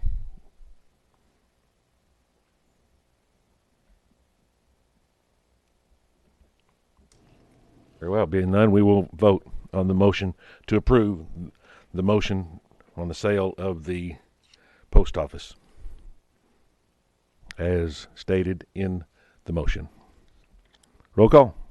Hunt, Yes. Rissler, No. Coleman, Yes. Carroll, Yes. Sappington, No. Smiley, Yes. Burns. Yes. Motion is approved. All right.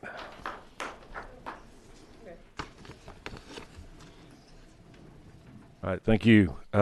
Next is we move into ordinances. Thank you for everyone's patience. If you're waiting on another agenda item, thank you for your patience on this. This is the process that we go through. Sometimes it is not as pretty as we would like, but it is a process, and I know it's already passed, but I'm going to just echo what was said that we had an opportunity for this to be sold to someone else, and we lived up to our obligation in our RFP and we didn't have any options. It was take our RFP as we had it. That was the decision of the board, and I applaud you for that. Mr. Mayor, No, ma'am. Not on this issue. This issue is over. We're moving into ordinances. Well, I had made. Marley, you can comment when you get to your director comments, okay? Okay, I appreciate that. We need to move on to these ordinances because we got people here that are there for this business, and then we'll move on back. We'll allow that when we get to the director comments, okay? Ordinances. Ordinance 20-10-01, second reading. Annexation of 4.99 acres at 3480 Highway 412 East. Ben Rhodes. Yes, thank you, Mr. Mayor, members of the board. Ben Rhodes, Senior Planner. Before you is the second reading for the annexation at 4.99 acres. This is at 3480 Highway 412 East, behind the Tractor Supply Store. There have been no new public comments since the last reading. I would like to inform the board that the applicant has requested to change the zoning on this from R3 to R4. That's the multifamily zoning. We looked into this, and this still fits in with the future land use map because it's shown as mixed use, which would be residential of any variety density. So the R4 still works. Staff is still recommending approval with the amendment of the ordinance to the R4 zone, and we stand by for any questions. Thank you. Thank you, Ben. Any comments from the audience? Being none, I'll turn it over to the board for comments and/or questions of staff. Mr. Mayor? Yes, Because Carol. they're changing the zoning, does it not have to be re-advertised or not? I do not believe so because the ordinance didn't, or the advertisement didn't include the ordinance. It It was didn't. just stating that there would be an annexation. But Yeah. not what the zoning would be? No. Okay. No.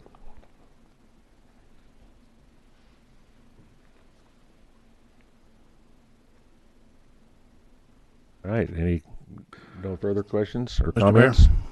I'll entertain a motion. I move that we place ordinance number 20-01 on its second reading, suspending the rules and reading the title only. Second. Have a motion and a second. Is there further discussion on the motion? If not, then we'll vote on the motion to suspend. Roll call. Rissler, Yes. Coleman, Yes. Carroll, Yes. Sappington, Yes. Smiley, Yes. Burns, Yes. Hunt. Yes. Motion is approved. Philip?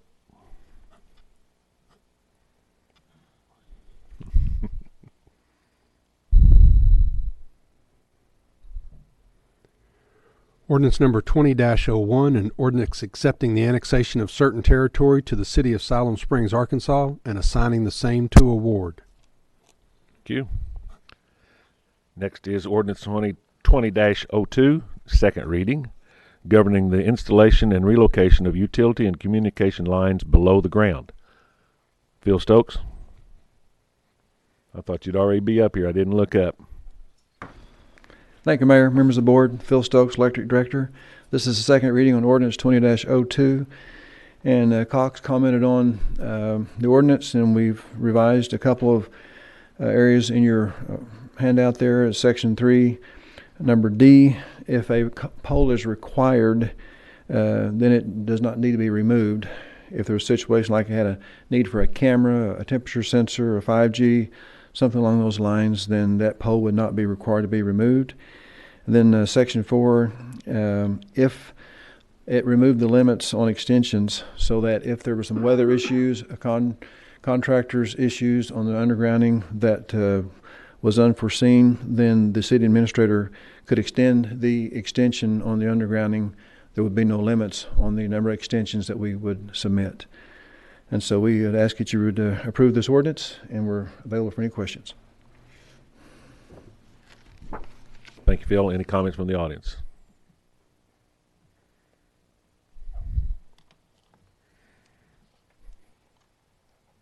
Kevin Williams, 2604 Courtney Circle. I just was wondering, I saw the map last time and wasn't able to ask questions last time because it came after the public input. But how was the decision made on what areas to proceed with burying the utilities and going underline? And is it ultimately the plan to have every utility line in Siloam buried? And is that like a further down the plan over the years situation? Thank you. Do you want to address that or not? Phil, you want to address that? Yeah, we had our staff to look throughout the city at the areas that were the most difficult to deal with. Trimming trees, just accessing those easements. We don't have any alleys to mount anything. It's mostly easements, and so all you have to deal with is fences and trees, and these backyards are very difficult to get into. And so we identified 4 areas that we felt like would be with the most money for our efforts, and so that's how they were come about. And yeah, we would like to underground everything that a tree or a squirrel could access, get it out of our way so we'd have outages like we have now. Bill, just to clarify that last comment, aren't there some high voltage lines that won't be undergrounded and will never be proposed to be undergrounded? Is that true? Yes, sir, that's true. But all the single phase, normal, smaller stuff, long term, that is the plan, but it'll be multiple years to do that. Yes. Thank you. All right. Any other comments? Being none, I'll turn it over to the board for comments and or questions of staff. Mr. Mayor, Yes, Carol. I move that we place ordinance number 20-02 on its second reading, suspending the rules and reading by title only. I have a motion. Do I have a second? Second. Motion and a second. Is there further discussion on the motion to suspend? Being none, we will vote on the motion to suspend on second reading. Roll call. Coleman, Yes. Carroll, Yes. Sappington, Yes. Smiley, Yes. Burns, Yes. Hunt, Yes. Fissler. Yes. Motion is approved. Philip? Ordinance number 20-02, an ordinance creating section 98-77 of the Siloam Springs Municipal Code to govern the installation and relocation of utility and communication lines below the ground and for other purposes. All right, next is, as we move into resolutions, Resolution 05-20, amending the 2019 budget. Christina? Mayor, members of the board, Christina Patrichis, Finance Director. This resolution amends the 2019 budget for requested changes to the budget that were made over the course of the year. Attached to the resolution is a list of all of the requests approved by the board, along with 2 additional requests. The first is for an item received in 2018 that was not paid for until April of 2019 due to a misplaced invoice, and that was for approximately $6,200. The second is related to costs for storm repairs that exceed the original budget for the electric department in the amount of $200,000. This is not the actual costs that have been accumulated related to storm repairs. It's the amount that's required to provide the city a legal budget. So staff is available for questions. Thank you. Thank you, Christina. Any comments from the audience? Being none, I'll turn it over to the board for comments and or questions of staff. Being none, I'll entertain a motion to approve ordinance number 05-20. Mr. Mayor, I move that we approve resolution number 05-20, amending the 2019 budget Second. I have a motion and a second. Is there further discussion on the motion to approve? Being none, we will vote on the motion to approve.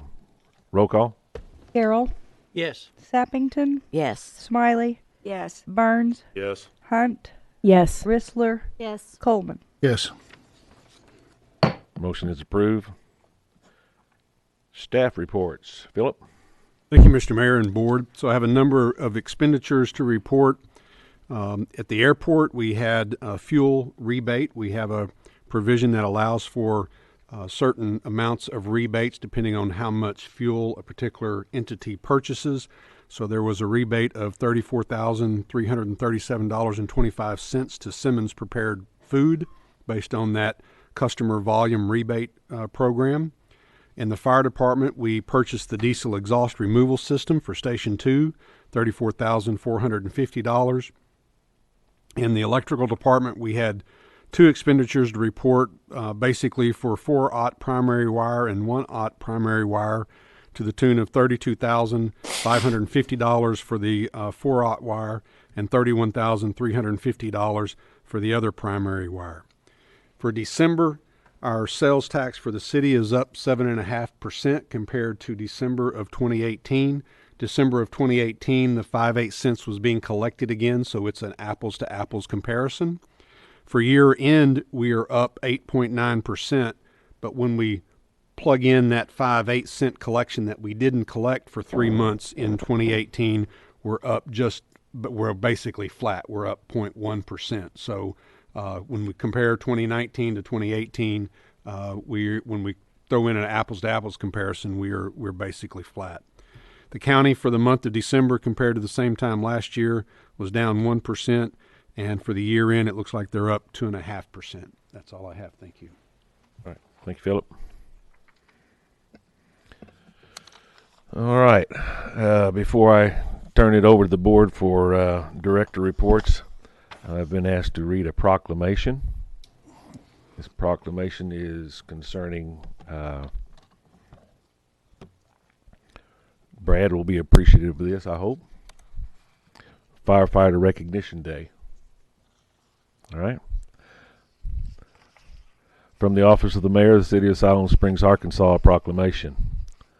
Whereas pursuant to Arkansas Code annotated to 1-5-115, January 27th of each year shall be known as Firefighter Recognition Day to honor the men and women who make extraordinary sacrifices while in the line of duty on behalf of the citizens of the state of Arkansas.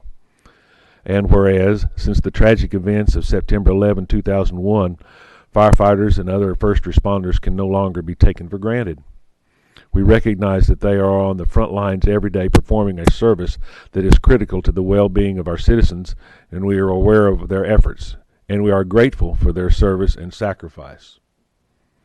And whereas firefighters follow a long line of tradition and honor that inspires them to help colleagues, neighbors, and strangers alike. And whereas, at a moment's notice, firefighters respond to uncertain situations to mitigate danger and combat the threat of fire in order to protect individuals, families, and the economic well-being of our community.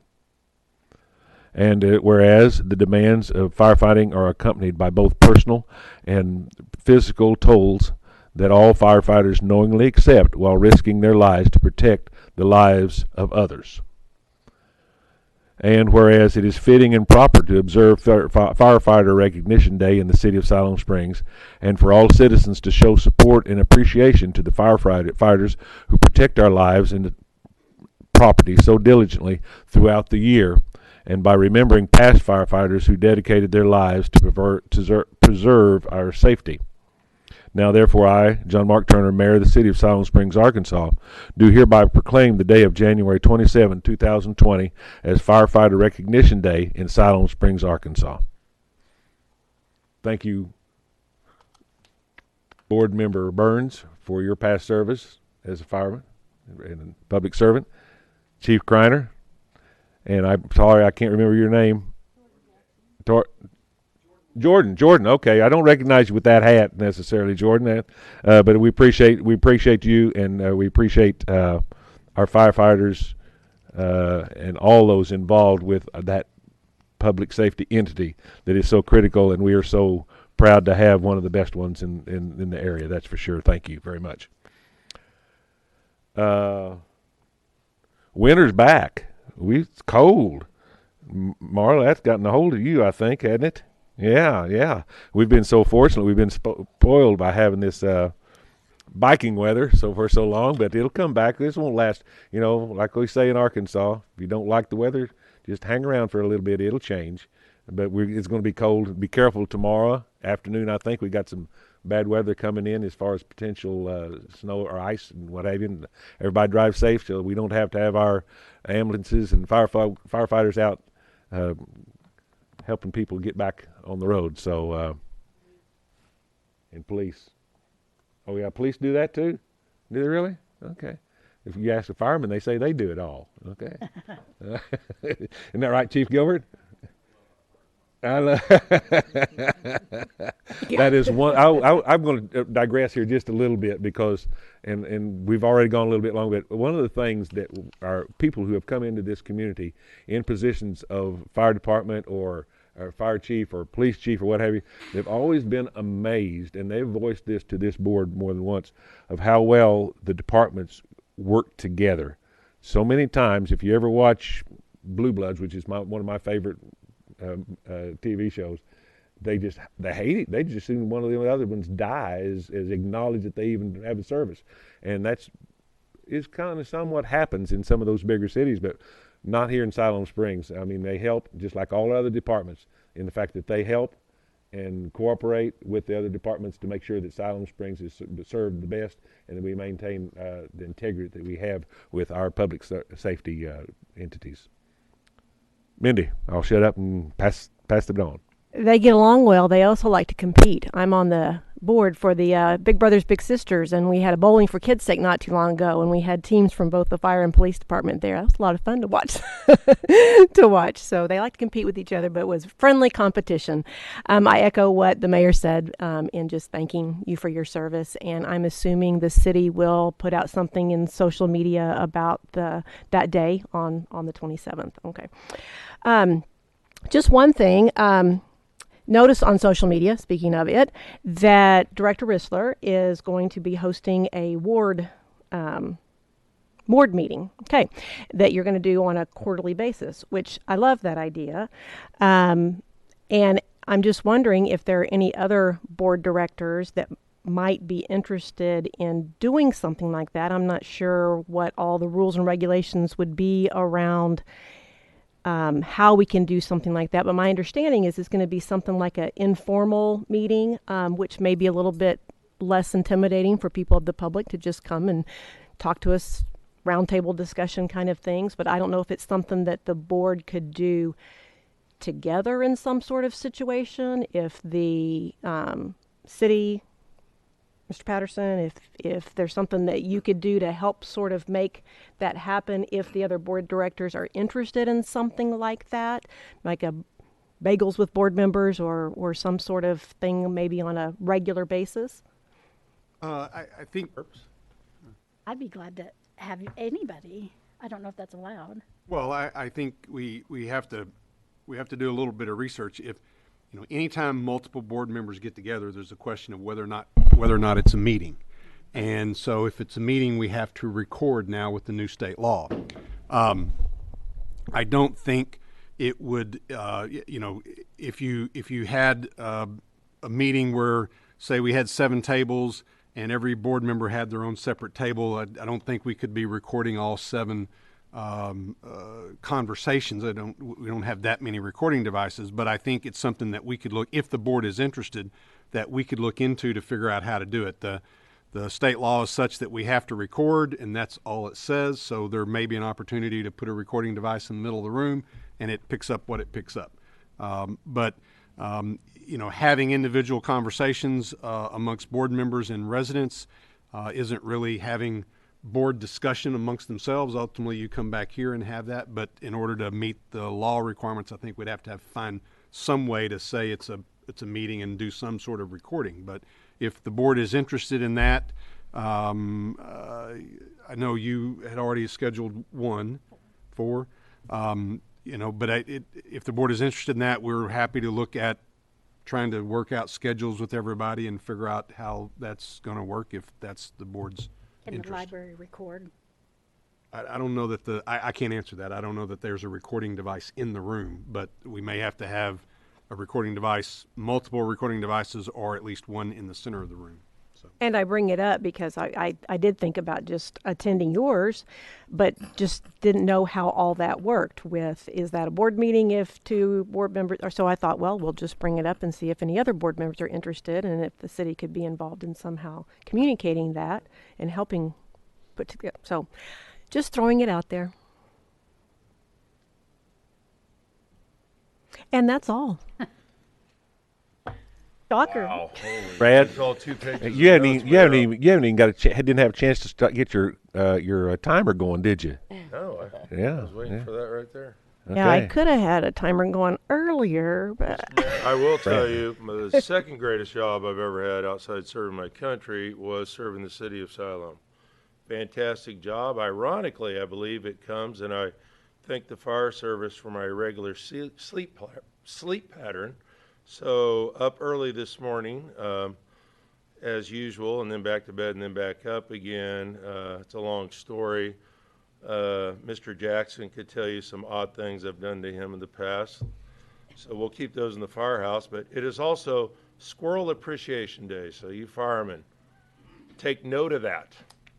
So anyway, Are you calling them squirrels? No, I'm just saying today is National Squirrel Appreciation Day. It's a little fireman humor. He giggled. That's all Only that a counts. squirrel would know that. Sorry. So Saturday, Ability Tree had a ribbon cutting. I stayed for almost all of it, but they're talkers.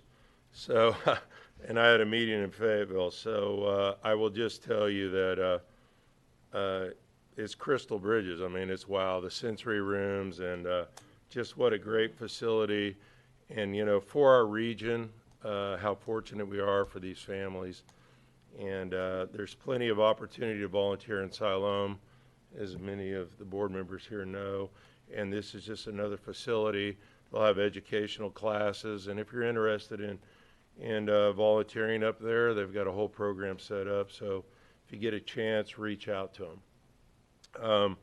And I don't want to leave the other bike folk out. So as I was reviewing the meetings and listening to the dialogue, Ben got up and spoke from Dogwood Junction, and he's a regional sales leader in trikes. And I know you guys are familiar with him, and so it's just good to see two small businesses in a community our size that seem to be thriving and moving forward. So I didn't want to leave old Ben out. I know you would appreciate that. And that is all. Thank you. Thank you. Marla. I just want to let you know that I'm not upset with Fat Tire. I think it's awesome. And I wasn't speaking out against you all. I just think that, our hands were tied when we came into the meeting tonight for the price. And you deserve that price. But I couldn't have felt good about myself if I didn't express what citizens have told to me. And so that's what my job is here. So, but you all are doing a great job. I have a nephew in his 40s that just took up biking and rides 50 miles, and he goes around all over. And so I'm learning a lot through him. I also want to say that the Manna Center is going to start doing free taxes through the VITA program for seniors and families that make less than, I think, about $75,000, and that's after deductions. So we're able to help a lot of families get their taxes done for free. And we start that next week on Monday, Wednesday, and Thursdays. And I'm going to quit talking. Oh, one more thing. Remember the homeless. We do have homeless in our city. We have people sleeping in cars. I know we can't open our doors to them, but we can say prayers for them. Keep them safe and keep them warm. I just want to ask you, Marla, was it the potato soup that you had the other night that caused this problem? No, it was my husband's chili He's a 4-time champion now. Okay. We won another one in the ice last Saturday. We went to a chili cook-off. Very good. All right. Attaboy, John. Keep it going. Lisa? Do we have samples? In my freezer next time. I want to say thank you to Fat Tire, and I agree with Marla. It had nothing to do with the business that's going into the post office. It's about being good stewards of citizens' money. So if you are a citizen, I hope you felt like I stood up for you as a citizen too. But I won't apologize, and I'm not embarrassed for standing up for citizens. My backbone does not allow that. And that's my job, to stand up for citizens. So I appreciate you. When I went in for the mural, you guys were very nice to me and very nice to the people that went in. And I appreciate that you guys are preserving everything that's in that building. And that mural is amazing. And so, and on the bike, my husband's a cyclist too. So I'm not against cycling. Brad should be proud of this one. On our way to City Hall, my husband and I had a meeting at City Hall the other day, and we were going down Elm Street where they're taking out all the signs and stuff. And one of the signs said, what did it say, Philip? Share the road, I believe. Share the road. And it had the cyclist on it. And I'm glad we took out the delineators. Sorry, Brad. And I'm glad we took out the pinch points and the tanks, whatever. But those signs are amazing because we do have cyclists in Siloam, and I do appreciate that. I do want to keep them safe. I want to keep the children safe. So we talked about maybe seeing if we can keep them utilizing those signs, so that we aren't wasting those. I thank the citizens that came in and that attended tonight that spoke up. It's hard to speak up at these meetings. It's intimidating, but I appreciate the ones that have. And then my last thing is the library. I go to the library a lot because my daughter participates in that 1,000 book. And they started a 2020 book bingo blackout. And if you read the books, it's kind of interesting. I thought it was kind of neat to encourage people to read more. And so you can win prizes as you fill out the bingo card. And so I just encourage everybody to go by our library. And the kids are going to have a program, but I forgot the flyer at home on my refrigerator that I wanted to tell you about. So look that stuff up online because they have a lot of great events. Thank you. All right. Reed. Thank you to the city of Siloam Springs and the community for the unity that we can show together. Carol. Yes, I want to thank our fire department, but I also want to thank our police department. I appreciate our safety department. And in answer to Mindy's question, I am very interested in having a group, if we can, bagels with the board or whatever you want to call it. When you were talking about recording, if we had it at the library, and maybe this would be too intimidating, but could you not have a central microphone where someone could each individual could come up to the microphone and talk? Or is that defeating the purpose of it being a little bit more intimate? Maybe too much like this kind of meeting that way. I think personally, I think it defeats the purpose. Yes. I think the idea of this type of meeting, and correct me if I'm wrong, is to have more informal one-on-one conversations rather than presenting to the whole board. And I just need to do Jay and I need to do a little bit of research on the issue of recording. I don't want to go into too much tonight, but I think there's a way to do it to meet the new state law. And just, again, if there's interest from the board, if you didn't speak up tonight, let me know. And then we'll start trying to look at, Director Ressler said she'd give me her other dates that I think you've already got scheduled. we at least would throw those out there, see how that works. And ultimately the hardest thing in this, in my opinion, is getting all 7 schedules to work together if that's the interest. That'll be the tougher thing. So we'll do a survey monkey or something along those lines to look at dates or something like that. Right. By the library, their schedule, what they had free. I understand. I think if we're going to have one ward meeting, I think it's just seems fair to have ward meetings for every ward. And since the 3 of us here are representing the entire city, I think that we could also get together and do that. I don't know how these 2 feel, but I'm willing to participate. And we were talking about volunteering, and I want to congratulate Ability Tree on their opening. But there is another opportunity to volunteer, and I'm always for the shelter, and they are looking for volunteers to walk their dogs that are at the shelter. It gives the dogs an opportunity to get out, but it also socializes them, makes them more adoptable. So if you are interested, either you could go online.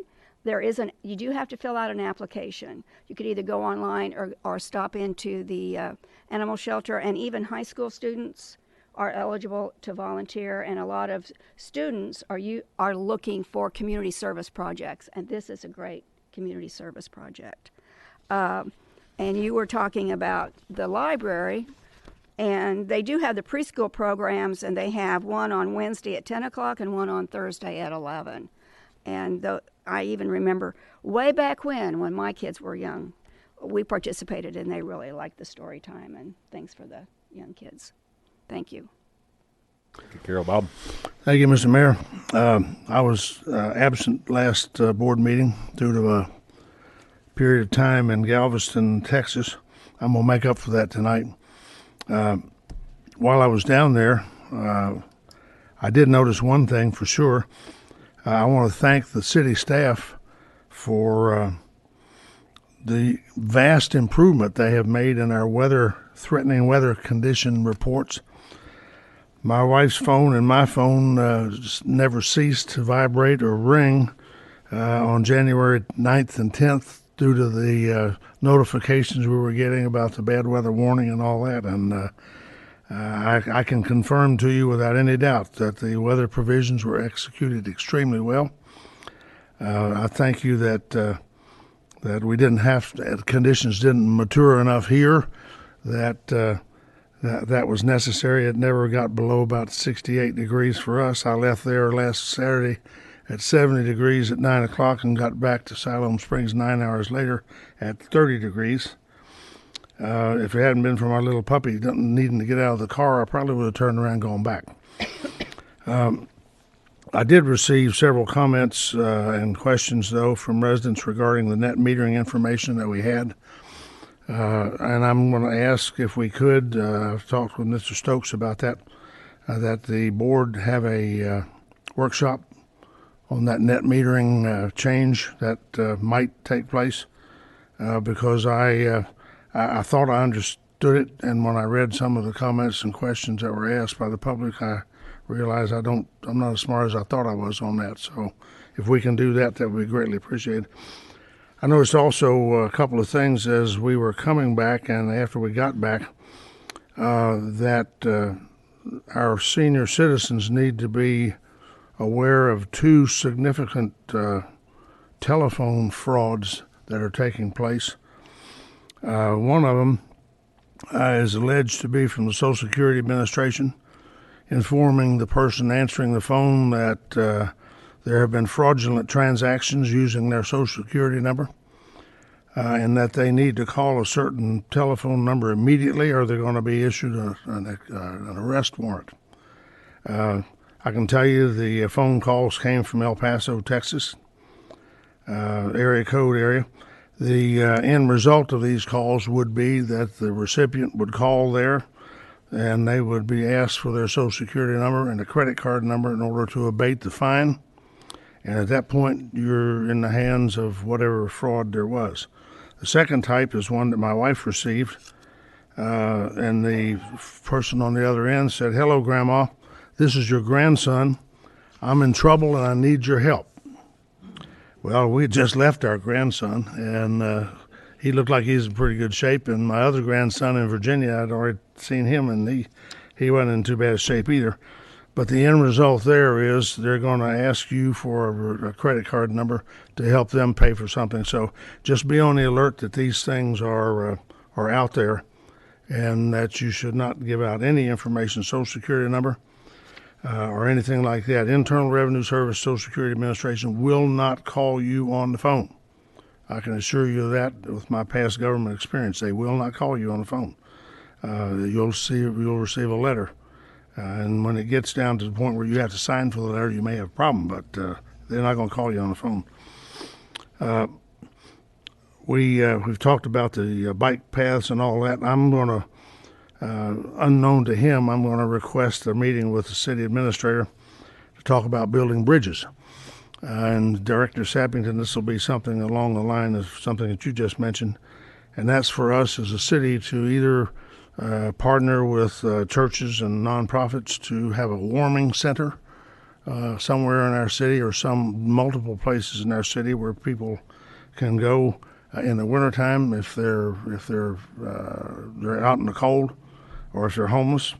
Also a cooling center in the summertime if that situation exists in that situation. But I've got a little more detail to give to the administrator than that, and maybe we can talk about that as a project that we can partner with the company.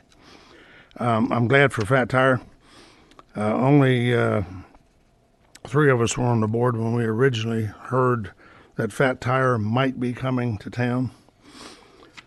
I had no clue what Fat Tire was. I can see a Fat Tire, and I'll see those once in a while on a tractor or something out on the farm. But somebody said it was a bike shop. And I didn't want to be real obvious, because I knew as a board member I might have to take some action on whatever was going to happen with Fat Tire.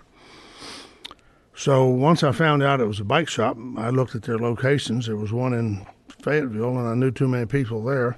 But there was one in Bentonville, and I didn't know anybody in Bentonville. So my wife and I went to Fat Tire in Bentonville. And I thought, boy, we'll be safe there. I can sneak in. I can ask all the questions I want to about the business and all that, as to whether it'd be something we'd like to have in Siloam Springs or not. Well, my wife and I walked in the back door. We had not gotten into the door more than 4 feet when I hear this, "Hey, Mr. and Ms. Coleman, how are you? What are you all doing up here?" And it was one Mr. McCarver, who is now our manager here in Siloam Springs, that was working up there. And I said, "Kathy, we have blown it for sure. You can't go anywhere and expect to do anything incognito." So that's a warning. If anybody attempts to do that, why, forget it, because somebody knows you all the way around. I'm happy to have you here. I'm glad we're able to do this sale to you, and I look forward to completing that contract. Mr. Mayor, if there's no further business, I make a motion we adjourn. Second. Have a motion and a second. Is there any discussion on that motion? No, being none, we will vote to adjourn. All those in favor say aye. Aye. Aye. Opposed, nay. We are adjourned. Whoopig.